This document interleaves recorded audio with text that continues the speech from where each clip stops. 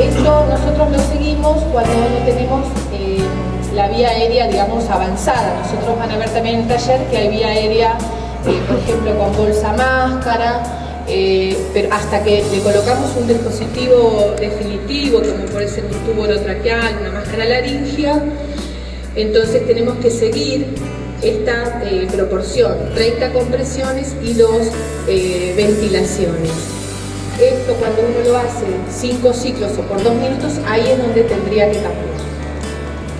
Entonces yo tengo el paciente en paro cardiorrespiratorio, las maniobras que van a ver después en el taller, el paciente no responde, no respira, sin pulso, paro cardiorrespiratorio. Comienzo con las compresiones.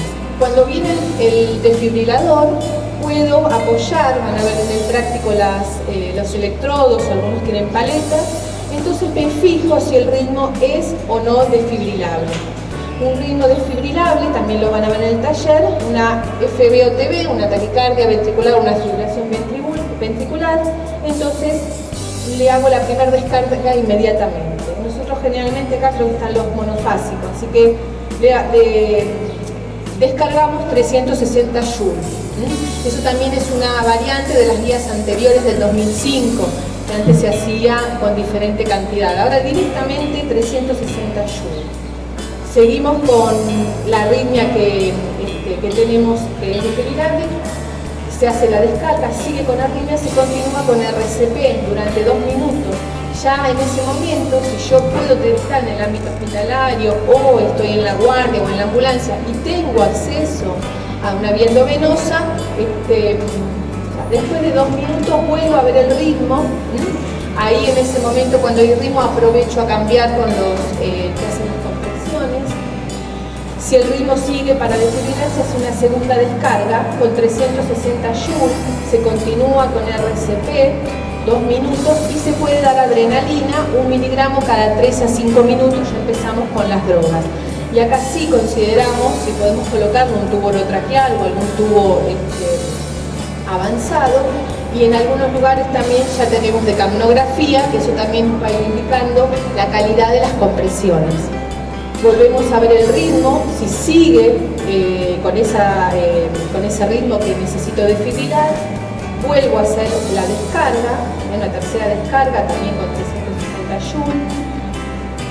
Y ya acá empiezo con amiodarona, siempre una primera dosis usamos 300 miligramos, endovenosa en mono, y la segunda dosis 150 miligramos. Si el paciente persiste con la arritmia, empiezo a buscar otras causas que puedan estar perpetuando y originar que no salga del paro cardíaco, que a veces sí pueden ser coronarias, pero a veces no. Entonces uno siempre tiene que pensar en otras causas.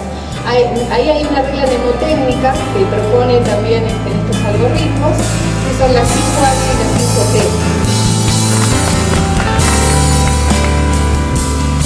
Gracias, Sandra, muy didáctico y nos sobraron 10 minutos. Así que cuidados de enfermería en pacientes ostomizados, a cargo del enfermero Felipe Raúl, enfermero ostomaterapeuta. Especialista en ostomías, así que bueno, aprovechemos porque él tiene mucho conocimiento y esperemos que nos pueda sacar muchas dudas en cuanto a los cuidados, cambios de bolsas, problemáticas que siempre se nos presentan a los enfermeros en el momento de cambiar la bolsa de colostomía, ¿sí? Gran trabajo a veces que no pega, ¿sí? O pierden, ¿sí? Y nos llevan mucho tiempo de enfermería en este cuidado.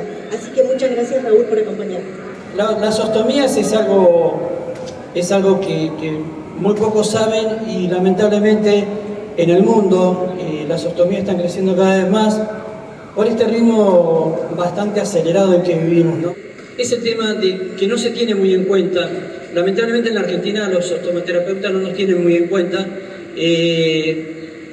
por eso a veces traen problemas en dónde colocar la bolsa, y hay una cosa que tendrían que tener muy en cuenta los médicos, cirujanos, es el lugar donde se coloca la bolsa. ¿Saben por qué? Porque sucede que hay religiones, hay lugares donde depende de dónde esté la bolsa, va a depender mucho de cómo se sienten. Lamentablemente, en este momento no me acuerdo si son los judíos o los musulmanes, que si ustedes le colocan la ostomía por debajo de la cintura, ha habido casos de hasta suicidio. ¿Por qué? Porque estas personas se sienten impuras. Si uno toca de su cintura para abajo, aunque el resto de las personas no lo vean, se sienten impuros. Entonces hay que tener muy en cuenta también eso, ¿sí? Porque la enfermería no es la escuela, la universidad y se terminó. La enfermería es un aprender permanentemente. Y bueno, en esto de buscar que ustedes aprendan, que yo aprenda, es por eso que presento este trabajo para que ustedes puedan aprender un poquito más. Y quiero que quede claro esto, que la ostomía puede ser directa o indirecta. Directa es cuando se aboca un órgano, cuando se saca un órgano a través de la piel hacia el exterior. Y la indirecta es cuando se utiliza un catéter, por ejemplo, para alimentar a un paciente, ¿sí? Puede ser de eliminación, por ejemplo, colostomía, ileostomía, urostomía, y alimentación, la yeyunostomía, la gastrostomía, y la de oxigenación, que todos sabemos que es la traqueostomía. Puede ser temporaria o transitoria, por ejemplo, traqueostomía, ¿sí? O gastrostomía. Definitiva, por ejemplo, el MAINS, que es cuando se hace la resección de parte del recto y del ano, entonces queda definitivo. Y puede ser que empiece como una temporal y termine siendo una definitiva. Pueden ser tangenciales y terminales. O sea, tangenciales se saca, se deja un tiempo, se vuelve a meter, y terminales cuando queda en forma definitiva. Después están las de alimentación y las de oxigenación. Ileostomía se realiza en el cuadrante inferior derecho, preferentemente, ¿sí? Esto pasa cuando generalmente tiene un problema, por ejemplo, enfermedad de Crohn o colitis ulcerosa, que, bueno, se debe eliminar el intestino grueso y se hace directamente una ileostomía. Se aboca el ilio hacia afuera. Lo que hay que tener en cuenta es la forma, el color, ¿sí? La ileostomía generalmente la abocación es un poquito más alta, o sea, un poquito más larga, ¿sí? Y lo que tenemos que tener mucho cuidado es el color, ¿sí? Bueno, la colostomía, que es el colon que sale hacia afuera, se hace cuando son definitivas, es porque se saca, como les dije hace un rato, lo que es el recto y el ano, y ese paciente no puede volver a evacuar más por atrás, ¿sí? Evacúa por la colostomía, que puede ser por cáncer rectal o anal, por traumatismo irreparable, prolapso, cáncer de región recto-sigmoidea o daños o anormalidad de la médula espinal. Después les voy a mostrar una foto que tiene que ver con esto para que se den una idea de lo que es cuando se hace en forma definitiva. Bueno, estas son las temporales, por divertículis, resección del colon izquierdo, fístulas, incontinencia, colitis y enfermedades congénitas. Esta es una colostomía temporal. Acá tenemos un paciente con síndrome de Fournier. Es un paciente que está bastante complicado, entonces, para evitar que su herida se ensucie con materia fecal, se le hace una colostomía. Mientras dure la enfermedad, el paciente, estamos hablando de un síndrome de Fournier de largo tiempo de duración, o sea, es una enfermedad prolongada, entonces hay que evitar que se hagan infecciones en la zona, ¿sí? Colostomía, zona donde se ubican los distintos tipos de colostomía. Ustedes ven ahí el ascendente, transverso y el descendente, ¿sí? ¿Qué tipo de evacuación va a tener? Sabemos que ileostomía es líquido, sabemos de colostomía, a medida que va avanzando en el trayecto, pasa de ser líquida, en el caso de las ascendentes, pastosa a líquida en el caso del transverso, y sólida cuando empieza desde el transverso hacia el sigmoide, ¿sí? Bueno, estas son las complicaciones. Por ejemplo, edema. Cuando les decía recién de ver el ostoma, es muy importante que tengan en cuenta que el ostoma tiene que ser redondito, colorado, ¿sí? Y no tiene que estar ni sobresaliente ni hundido, ¿sí? Esas cosas hay que tenerlas en cuenta. En este caso es un ostoma edematizado. Acá lo que tenemos que hacer inmediatamente es avisar al médico. ¿Por qué? Porque esto de ser una ostomía edematizada puede pasar a una estenosis, y una estenosis puede llevarnos a tener que meter de vuelta a un paciente a cirugía. Complicación. Una eventración. Una eventración es cuando el intestino sobresale las primeras capas del abdomen y no alcanza a salir hacia afuera, y esto generalmente produce dolor y nos produce a nosotros el inconveniente de la colocación de la bolsa. Una estenosis puede traer una suboclusión o una oclusión y puede llevar a que el paciente tenga que entrar de vuelta al quirófano. Entonces hay que tener cuidado con esto. Un prolapso. Fíjense que en esta foto hay dos situaciones. Está el prolapso y la eventración. Este prolapso está producido porque es tanta la fuerza que hace el intestino, ¿sí?, que termina saliendo hacia afuera. Generalmente en estos casos se le enseña al paciente, cuando es algo muy corto, muy chiquito, se le enseña a introducirlo. Esto lo hacen los cirujanos, se le enseña a introducirlo adentro. Hundimiento o invaginación. Esto nos puede traer problemas por el tema del cambio de la bolsa. Después, cuando les explique cómo es ese cambio de bolsa, les voy a decir cómo se puede manejar esto. Los médicos tienen que evaluar si es necesario reubicar esa ostomía o si puede manejarse así como está. Bueno, tipo de prótesis. Bueno, acá tenemos todo tipo de prótesis. Tenemos las que están abajo son las bolsas drenables. Ustedes fíjense, las que están arriba también son opacas, transparentes. Tenemos de este lado tenemos los parches, ¿sí?, que se cambian hasta cada 7 días. Y después arriba tenemos todo lo que son las bolsas cerradas. Lo aconsejable es, un paciente está recién operado, inmediatamente se le coloca una bolsa de ileostomía, que es la que está con la abertura abajo. ¿Sí? Se le coloca esa, ¿por qué? Porque los primeros días va a salir líquido, porque se supone que el intestino está limpio. Entonces, si nosotros colocamos una drenable, podemos estar hasta 3, 4 días, ¿sí?, con esa bolsa y no va a haber inconveniente. Prótesis, cuidado a la hora del cambio. Se debe evitar que esté llena. La bolsa se debe retirar utilizando las 2 manos, no se debe sacar una sola porque corremos el riesgo de lastimar la piel.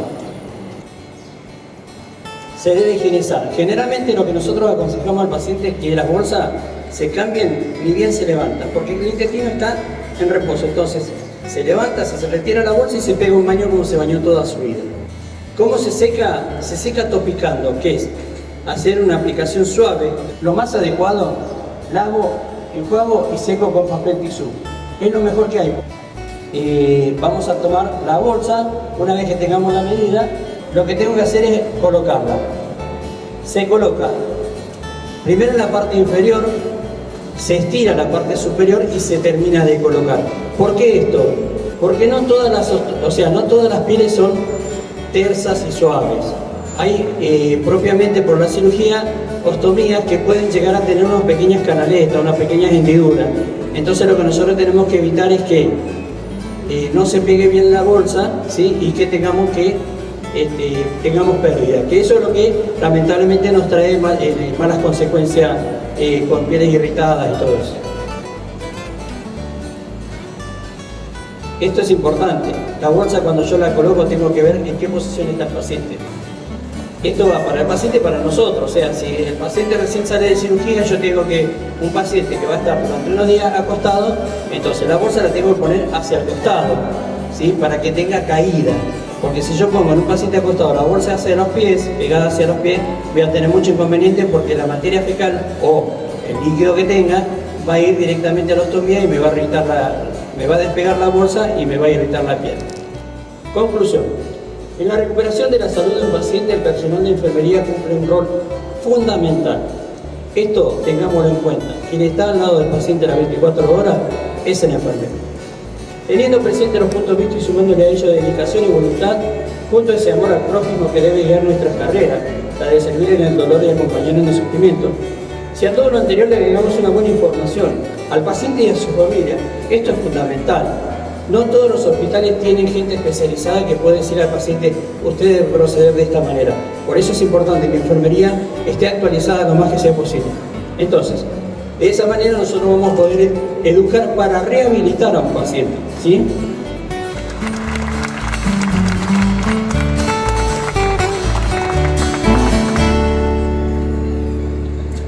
Bueno, muchísimas gracias, Jorge. Enfermería en paciente con ARM, a cargo del doctor Ugarriza José. Buenos días. Bueno, gracias a los coordinadores de la tercera jornada por haberme invitado a hablar de un tema muy importante que a veces no se le da mucha importancia o que nosotros como médicos a veces no queremos incorporar al personal de enfermería a lo que es los cuidados respiratorios del paciente, sobre todo en la unidad de cuidados intensivos, ¿no? Bien, básicamente vamos a hablar qué es lo que la importancia, por qué el personal de enfermería junto con el de kinesiología y junto con el médico se deben integrar y formar un grupo respiratorio para los cuidados del paciente que está en la unidad de cuidados intensivos, ¿no? Como podemos ver, esta es una de las imágenes donde fue la epidemia de la poliomielitis, y si pueden ver las flechas, pueden ver que desde ese tiempo ya el personal de enfermería se dedicaba a los cuidados respiratorios y a algo del monitoreo respiratorio, ¿no? Si vamos un poco más a la historia, a esa época también en la Argentina, donde también hubo la epidemia, lo que fue el hospital Muñiz, que es un hospital de enfermedades infecciosas, y el hospital de rehabilitación, que es todo centro respiratorio, que es el hospital María Ferrer.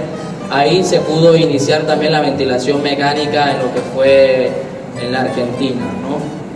Lo que les quiero traer a continuación fue un estudio que se hizo en el 2002 por alguien llamado Esteban, que es un médico pues intensivista, que se encarga acerca de todo lo que es la parte respiratoria, y él en el 2002 junto con otros personajes hicieron un gran estudio en lo que fue la ventilación mecánica en los pacientes.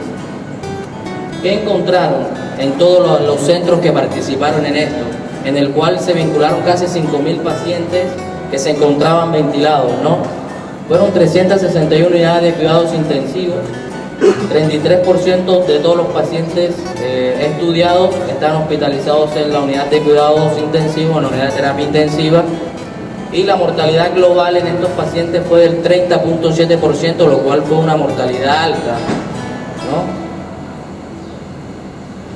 Y si vamos más y vemos un poco más el estudio, nos llevamos que el 52% de esta población recibieron ventilación mecánica, 1 por injuria pulmonar, 2 por distrés, 22% presentaban EPOC exacerbado, 5.9 fue el periodo de días de ventilación mecánica, y el destete en estos pacientes fue más o menos 4.2 días, y cuando hablo de destete me refiero al periodo de vinculación de la ventilación mecánica.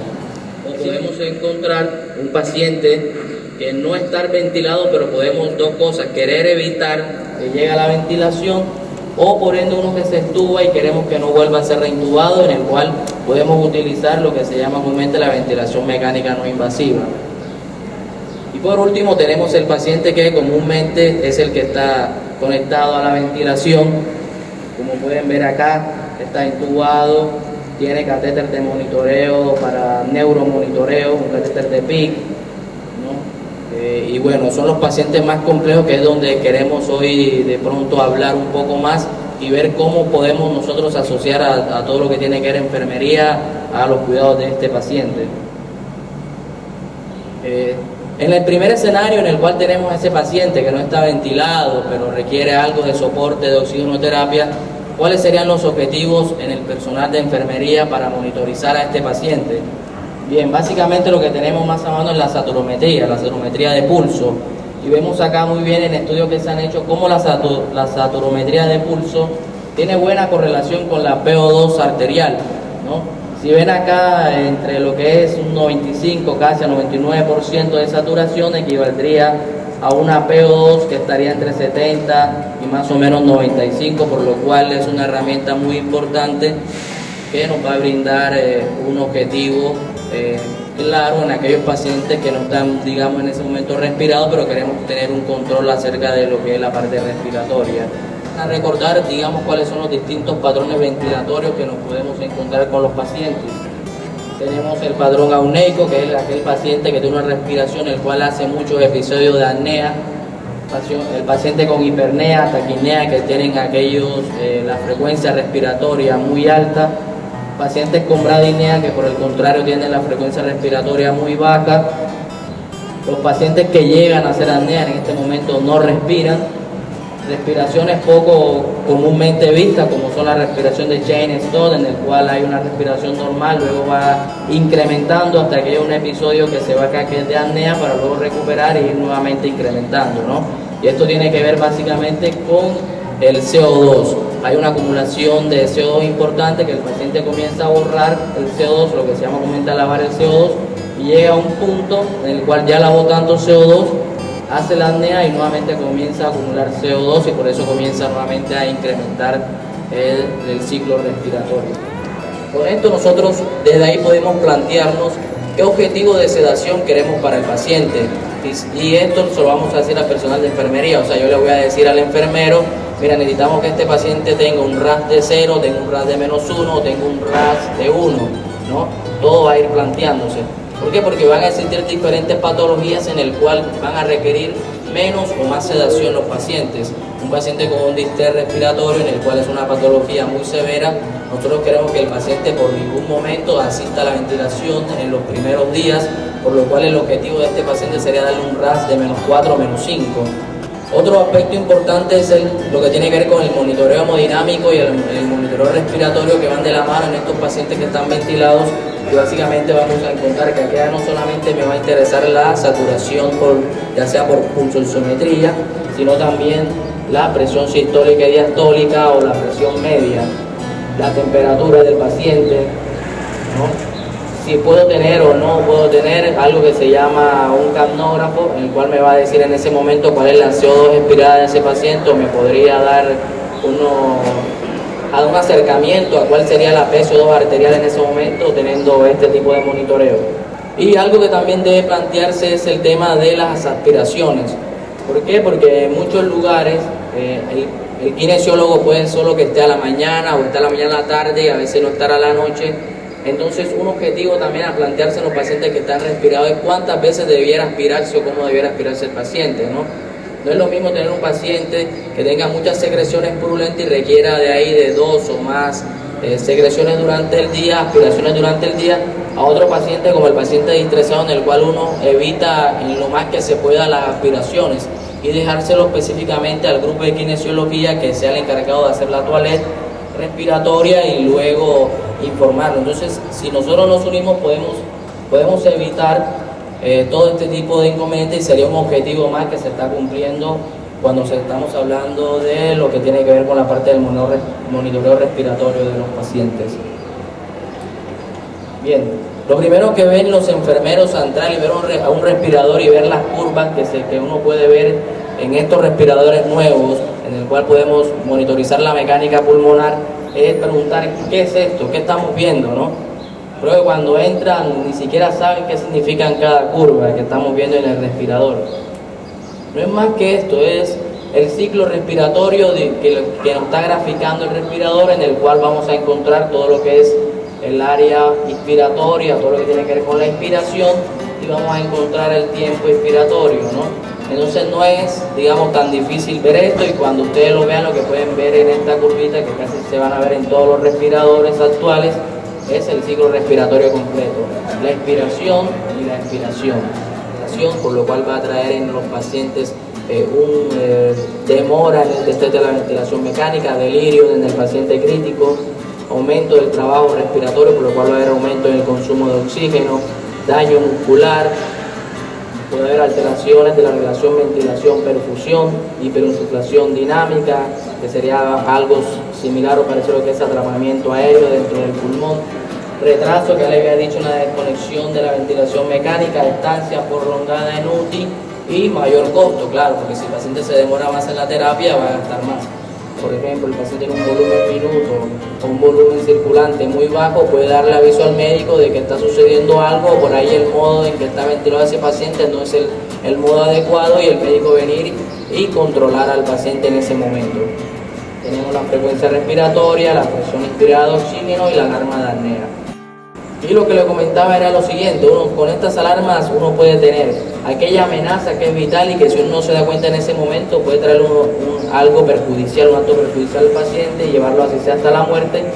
¿Cuáles son de estas amenazas vitales importantes? Sobre todo la falla de alimentación eléctrica. A veces nos ha sucedido que estamos en la terapia, sucede algo, se va la luz y muchos de los respiradores a veces no están cargados con la batería que tiene, o la batería de almacenamiento de los respiradores no va más allá de 1 a 2 horas y podemos quedar al paciente sin la necesidad de la suplementación eléctrica, ¿no? Y así, en pos del paciente, poder externarlo lo más rápido que se pueda de la terapia intensiva. Bueno, muchas gracias.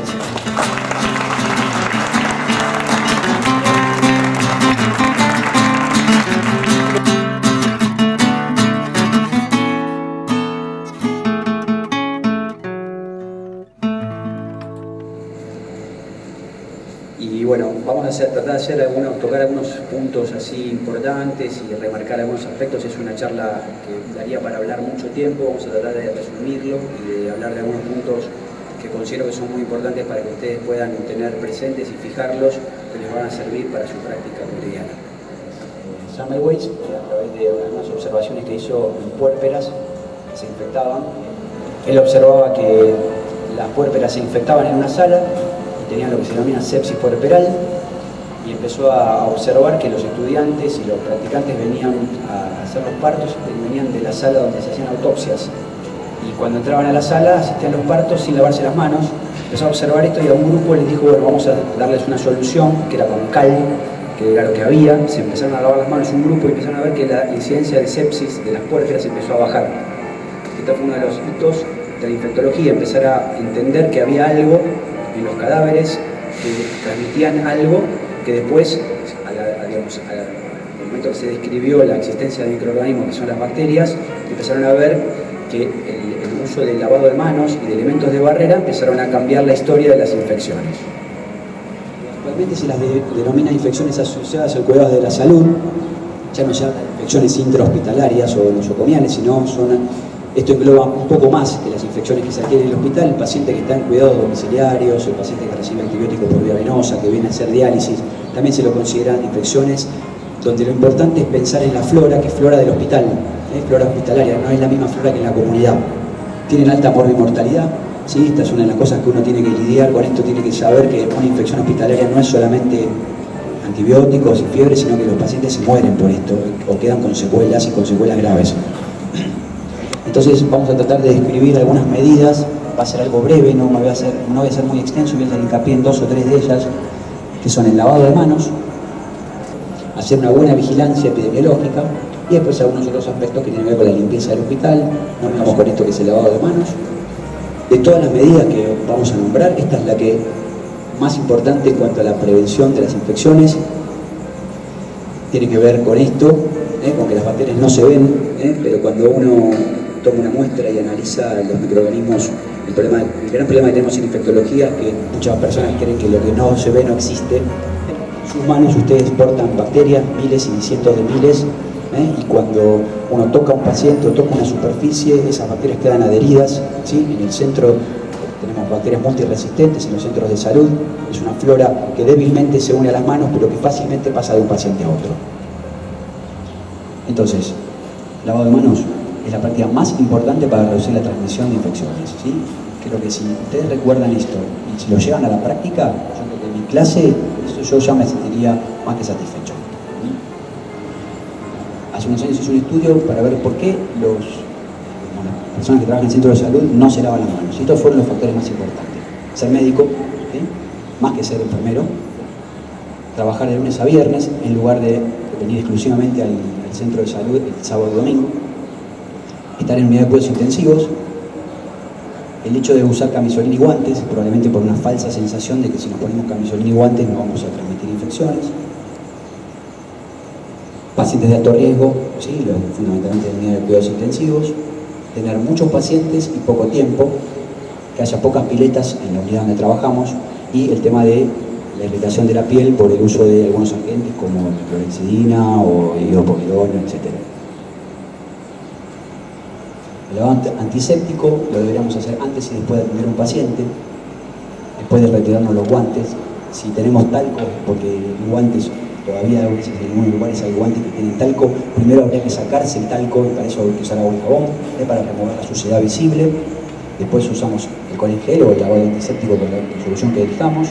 Cuando se hace un procedimiento invasivo, si hay contacto accidental con algún fluido corporal del paciente, O luego el entorno. Este concepto de la unidad de atención, que es tan difícil que entiendan los médicos, los enfermeros, pero fundamentalmente lo que me toca a mí diariamente con los médicos, entender que el paciente no es el que está aislado, el que está aislado es toda su unidad. Eso implica los respiradores, las bombas, las manijas de la cama, la cabecera, la mesita, todos esos elementos que yo les mostré antes, un dibujito que quedan las bacterias pegadas. Cuando uno toca, después tiene que usar una solución antiséptica.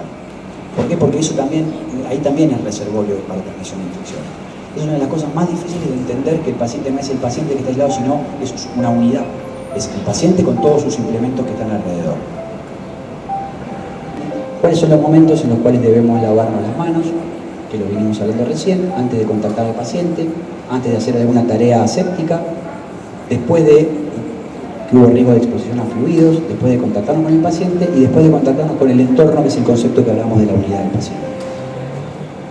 Estas son las técnicas según la OMS, del lavado de manos social y el lavado con antiséptico, que es bastante similar.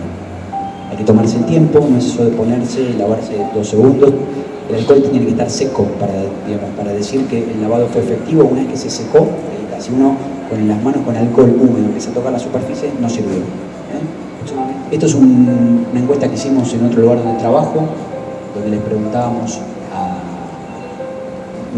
médicos, enfermeros, les preguntábamos si veíamos a alguien que no se lavó las manos cuando iba a atender a un paciente, si uno le decía algo a su colega. Fíjense lo que respondió el 92%. Cuando yo quiero saber quién no se lava las manos, le pregunto a los enfermeros. Ellos saben perfectamente quién no se lava, quién entró y no se puso el camisolín. Entonces, ustedes son el grupo al que me dirijo en esta charla, si bien hay médicos también, los enfermeros son los que tienen mayor potencialidad para modificar esta situación. Esto es importante, fíjense, 12% de los pacientes que ingresan requieren aislarse. Esto es una cifra global, pero solamente de este 12%, menos de la mitad están aislados. ¿Y por qué? Por un mal interrogatorio, porque el paciente viene de otro centro y nadie le pregunta, porque por ahí saben que viene y se indica en la hoja, pero no se le avisa a la enfermería, porque no se hizo el papelito. Hay un montón de factores que obstaculizan. Fíjense, uno, cuando ve la infección del paciente, uno está viendo algo que es visible, ¿no? Cuando hay fiebre, pero por debajo de esto está lo que se llama colonización. El paciente está aislado, está colonizado por bacterias multiresistentes, y si uno no las va a buscar, no las encuentra. Entonces, si llegamos acá, llegamos tarde. Tenemos que tratar de detectar al paciente en esta situación. Y para esto tenemos que identificar cuáles son los pacientes de alto riesgo. La colonización lo que hace es aumentar el riesgo de determinadas enfermedades. Por ejemplo, el Staphylococcus aureus es un germen muy agresivo en los hospitales. Si uno detecta la colonización, tiene estrategias para decolonización y disminuir el riesgo de infecciones severas e invasivas. Los pacientes se mueren por infecciones por Staphylococcus. Que puede ser directo, si tocamos la lesión, por ejemplo, el Enterococo Banco R, ¿sí? A través de objetos inanimados y las manos del personal. La transmisión por gotas, ¿sí? Que son las gotas de flujo, que son gotas grandes, ¿sí? El caso típico de esto es la influenza, ¿sí? Que se transmite por gotas grandes cuando el paciente estornuda, cuando el paciente tose, las gotas viajan, ¿sí? Y ahí es importante el contacto persona a persona. En general las gotas viajan a menos de 1 metro, así que esa es la distancia que debiera haber entre los pacientes cuando hay un aislamiento por gotas. Los ejemplos de esto son influenza, el caso del meningococo, rubiola, paperas, por citar algunos. Y el otro mecanismo de transmisión de los gérmenes es el tema del aire, que son las microgotas, que es en el caso de tuberculosis, que es el caso típico, son gotas donde quedan aerosolizadas, a diferencia de las gotas grandes que viajan de un paciente a otro o viajan del paciente a una superficie. Las microgotas o aerosoles viajan, quedan suspendidas, y cuando uno ingresa a una habitación o a una unidad, el paciente tiene una tuberculosis, las gotas quedan suspendidas. Por eso es importante la colocación del uso de barbijo desde antes de ingresar a la habitación del paciente, ¿no? Y usar barbijo de alta eficiencia. Cada paciente y cada procedimiento tiene un listado de verificación de donde durante el procedimiento si se utilizaron guantes estériles. Esto es simplemente no saltearse pasos, tratar de aplicarlo. Esto es algo que se viene hablando y viene demostrando en las unidades de cuidados intensivos, que mejora la adherencia a las normas y mejora las tasas de infecciones. Esto es el listado de verificación, y después lo que se hace son un paquete de medidas diariamente para ir monitoreando, ¿sí? Cuando hay una manipulación del sistema, si se lava las manos quien lo toca, si el sistema está cerrado, etcétera, etcétera, etcétera. Lo mismo va a ser para el catéter urinario, con su monitoreo diario, y para la neumonía asociada a la ventilación mecánica. Uno que es un paquete para la colocación y otro es para el seguimiento posterior. Estas son algunas medidas con infección urinaria. Me preguntaban el otro día para el neutropénico, que muchas veces, ¿qué hay que hacer con el neutropénico? El paciente neutropénico cambió, el concepto no es el de camisolín, barbijo, guantes, es otra historia. El paciente neutropénico es un paciente que tiene fundamentalmente problemas con su inmunidad y con su flora. Entonces, siempre traten, si en la sala hay un neutropénico, empezar por él, en la asistencia para tomar los controles o para hacer algún proceso. Si tienen que volver a verlo, ya el camisolín o el guardapolvo o el AMBO ya está utilizado y vienen otros pacientes, ahí se colocan un camisolín. No hace falta guantes, no hace falta barbijo. Estoy cansado de sacar los barbijos de las habitaciones de los neutropénicos. Solamente hay que colocarse barbijo si alguien tiene dolor de garganta, si alguien está con estornudos, o en realidad uno no debiera atender a los pacientes neutropénicos si está enfermo, con dolor de garganta o con un cuadro de la vía aérea superior. Para la prevención de las infecciones asociadas al cuidado de salud y fundamentalmente en el paciente crítico. Muchas gracias.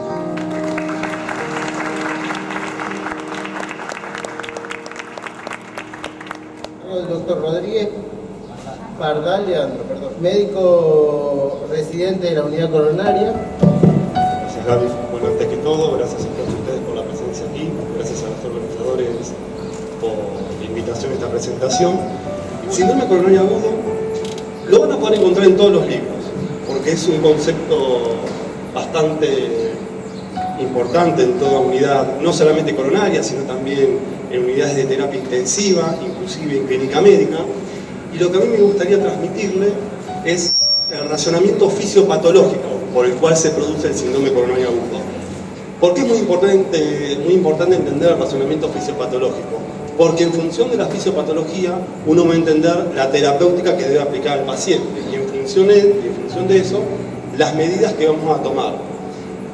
No voy a hablar sobre lo que se ve electrocardiográficamente, no voy a hablar sobre exámenes de laboratorio, biomarcadores. Eso, si bien es importante, reitero, lo pueden encontrar en todos los libros. Lo que a mí me interesa que entiendan es el razonamiento fisiopatológico de por qué una arteria se obstruye, parcial o totalmente, y qué mecanismos compensadores naturales, fisiológicos del organismo se ven involucrados. Y eso es lo que voy a apuntar en la clase. Bueno, tal como me presentó Gabriel, soy médico residente del Departamento de Cardiología de la Unidad Coronaria, y bueno, como se imaginarán, síndrome coronario agudo.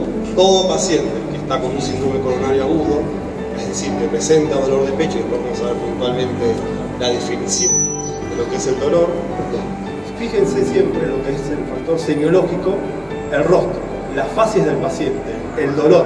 Eso es característico de este tipo de pacientes.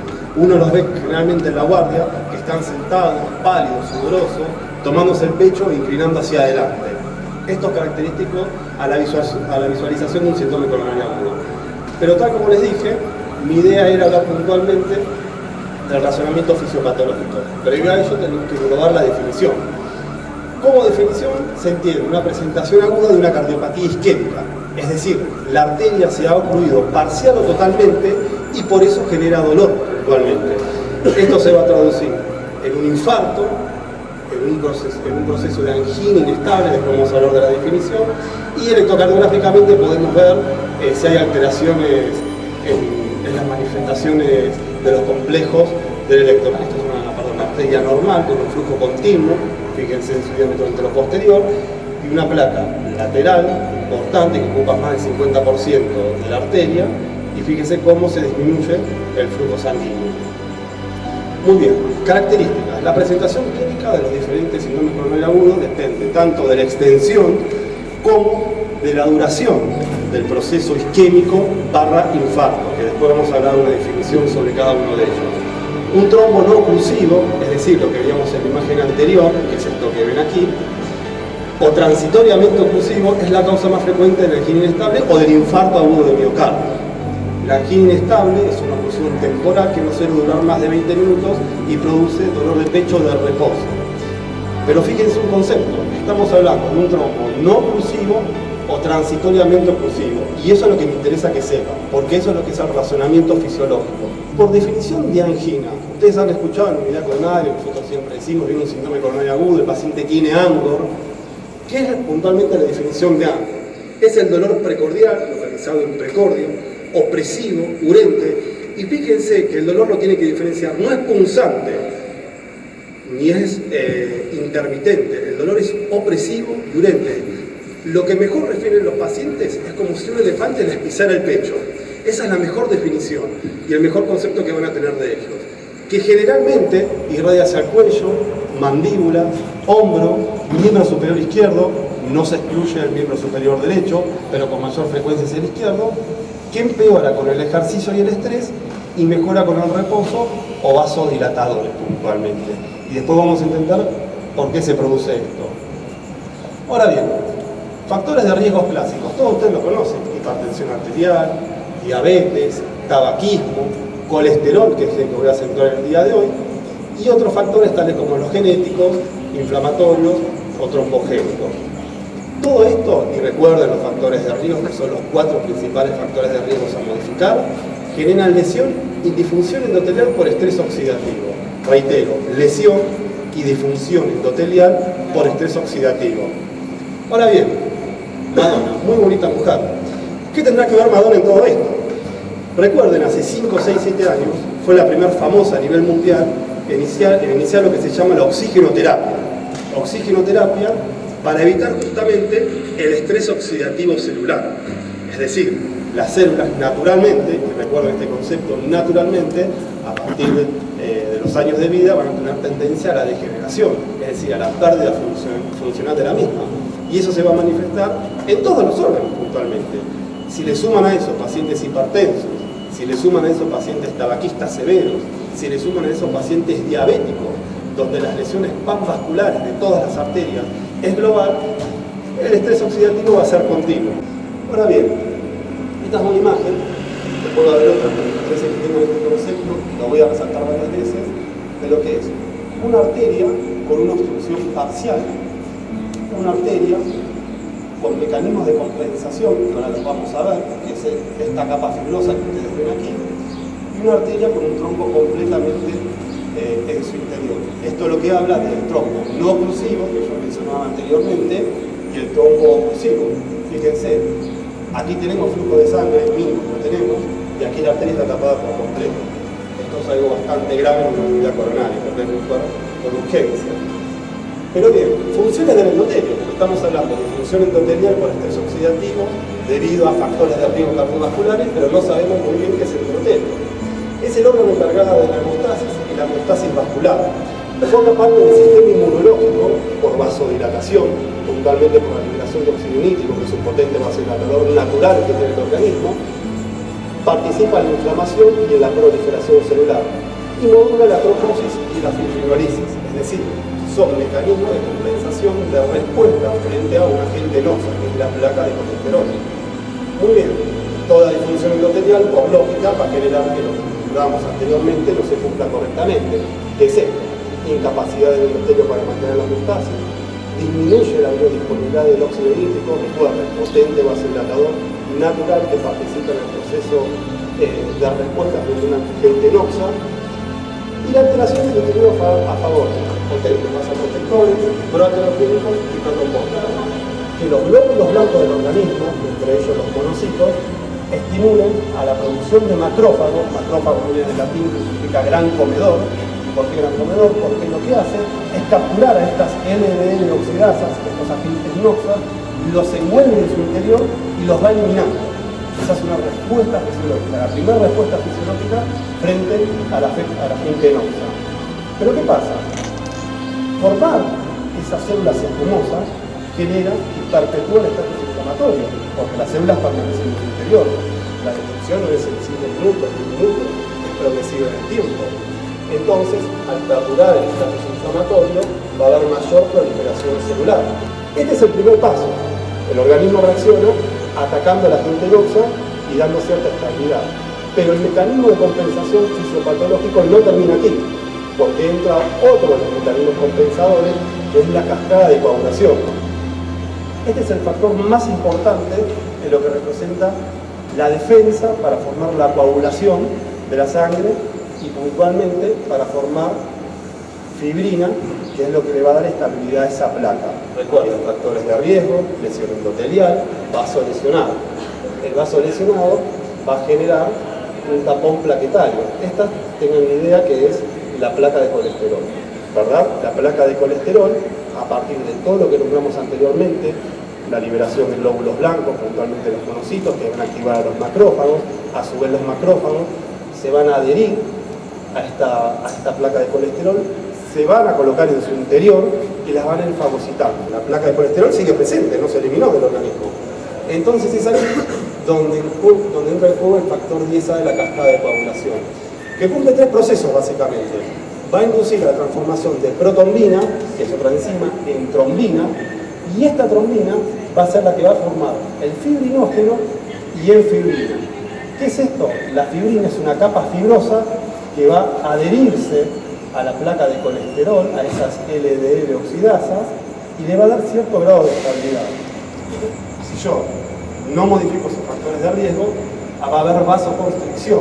Entonces, la luz del vaso, que es este pedacito que va a estar acá, va a disminuir su tamaño para que haya mayor velocidad de flujo hacia las demás arterias del corazón y el resto del cuerpo.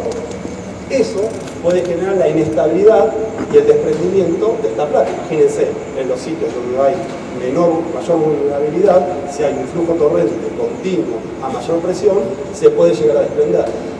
Ahora, ¿qué pasa?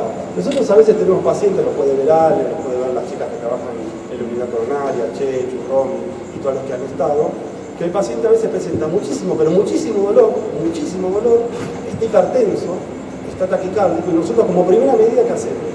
Controlar el doble producto. ¿Qué significa controlar el doble producto? Bajar la presión arterial y la frecuencia cardíaca. Y el paciente deja de sentir dolor. La presión arterial y la taquicardia van a generar vasoconstricción de los vasos. La vasoconstricción sobre un trombo no oclusivo, fíjense, va a generar que esto se fluya casi por completo. Es lo que se denomina vasoespasmo coronario. Y viene el trombo intraluminal, que es el trombo oclusivo, parcialmente oclusivo. Fíjense, todavía hay flujo de sangre, pero fíjense cómo ha disminuido casi un 50-60% el flujo de sangre. Estamos hablando de una arteria, chicos. El corazón puntualmente tiene 3 grandes arterias. Ustedes las han escuchado desde el anterior, coronaria derecha, circunfleja, que a su vez tienen ramificaciones. No pensemos solamente en una arteria. Hay muchos pacientes que tienen 2 o 3 arterias ocluidas severamente. Por eso la importancia de actuar rápidamente frente a estos pacientes, y por eso a veces yo resalto puntualmente, y no lo digo acá porque es Ale o Gaby, el actuar del cuerpo de enfermería. Recuerden siempre este punto, que hay que actuar en conjunto. Nosotros no somos solamente los que damos indicaciones, porque el enfermero es el que más conoce al paciente. Muy bien, el trombo se propaga y pregunta, ¿cuál es la diferencia entre el infarto y isquemia? El infarto es la muerte del tejido miocárdico por el cese abrupto continuo, que es un trombo oclusivo total. Y la isquemia, puntualmente, es la disminución del flujo sanguíneo que puede evolucionar a un infarto si no se trata. El infarto es oclusión total de la arteria. La isquemia es oclusión parcial de la arteria. Trombo oclusivo completo, trombo oclusivo parcial. Estas son algunas características que pueden ver en lo que es el infarto del miocardio y el inestable, simplemente para que lo vean. Pero como les mencionaba anteriormente, los factores a modificar a través de la educación son la diabetes, la hipercolesterolemia, el tabaco, la hipertensión arterial, la obesidad, la vida sedentaria. Es imposible modificar estos factores de riesgo, el sexo masculino, las mujeres mayores de 55, antecedentes familiares y anticoagulantes orales que pueden predisponer. Este es un pequeño gráfico para que recuerden puntualmente todo lo que hablamos anteriormente, que se resume aquí: la alteración endotelial, factores de riesgo, formación de placa, inflamación, ruptura, trombosis, vasoconstricción, aumento del consumo de oxígeno miocárdico por disminución del aporte, infarto. Y finalmente, recuerden que esto es lo que es una oclusión parcial del vaso. Esto es una muestra de una biopsia, de una arteria. Esta es la arteria, esta es la oclusión parcial del vaso, y esto que ven acá es el tejido de fibrina. Y esto, obviamente, el paciente falleció por equipotimia. Y esta es una oclusión total del vaso. Completamente, no hay flujo de sangre.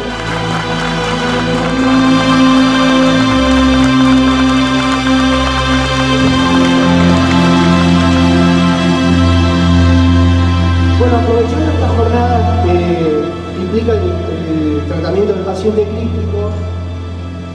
Yo pertenezco al CIES. El CIES es el Sistema Integrado de Emergencia Sanitaria, que depende de la Dirección de Emergencias a nivel ministerial. Y sobre el traslado de pacientes podemos mencionar el traslado primario que es la asistencia prehospitalaria, porque es el traslado que se hace al domicilio o el paciente se traslada por su obra social, su prepaga o al hospital que le corresponda. En nuestra dependencia nos abocamos al traslado secundario y es la asistencia interhospitalaria, porque el paciente, de acuerdo a la complejidad del hospital, debe salir de ese lugar, que tiene que salir de un centro de menor complejidad a uno de mayor complejidad, porque extiende la demanda de cuidados en la terapia intensiva, que excede a la capacidad de respuesta a dicho nosocomio, para realizar interconsultas con especialidades complejas. En el área que trabajamos son 28 hospitales. No contamos con los 28 hospitales con tomógrafos, resonadores y la posibilidad de tener hemodinamia y rescate de hemodinamia de urgencia en todos. Por eso el Ministerio ha generado estos móviles de traslado de alta complejidad. Y para seguir la temática del paciente crítico, hablamos que son enfermos con riesgo potencial o real, con sus compromisos de los órganos y funciones vitales. Bueno, en el equipo de despacho, que es el que recibe el pedido formal de los distintos hospitales que trabajan en red, suele haber mayormente un médico que actúa de mediador, ¿no?, entre el hospital que requiere la unidad y el servicio que se la va a prestar. Bueno, la preparación de nuestras unidades, muchas veces, lo que yo le decía, tenemos el móvil activado, pero por ahí necesitamos de otro tipo de requerimiento. Ahí vemos que nuestro compañero enfermero ha puesto el colchón de vacío. Seguramente iríamos a buscar a una víctima de politrauma.